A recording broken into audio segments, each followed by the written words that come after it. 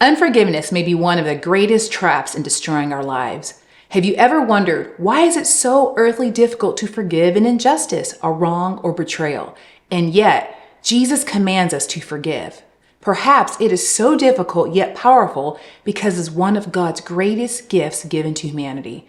And it gives us freedom with eternal life. We live in a time where it is very likely that you have witnessed or experienced firsthand offense, insults, or even extremely painful injustice. It's not hard to be offended in today's conversation with social media, politics, and social issues happening right in front of us.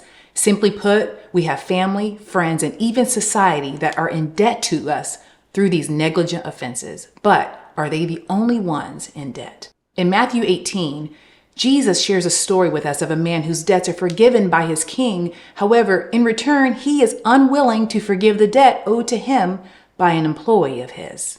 Matthew 18:32-33 says, "Then his master, after he had called him, said to him, 'You wicked servant, I forgave you all that debt because you begged me. Should you not also have compassion on your fellow servant, just as I had pity on you?'" Have you ever been discriminated against or treated unfairly? Have you experienced injustice? Maybe you've experienced abuse, betrayal, or total neglect. Being a woman with biracial parents, I've experienced my fair share of racism, insults, and pain in my lifetime.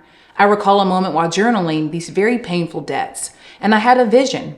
There was a mountain of garbage piled sky high in the background.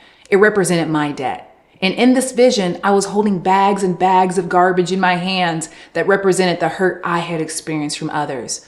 While the debts done to me may not have been the same offenses I had carried out in my lifetime, the bags in my hands could not measure up to the mountain of debt I owed to God.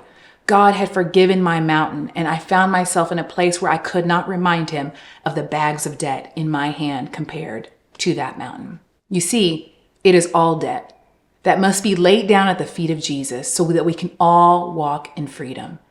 Christ identifies with you in your pain. He was beaten, rejected, called a liar, betrayed, abused, and murdered. He died for billions who would continue to reject him even to this day.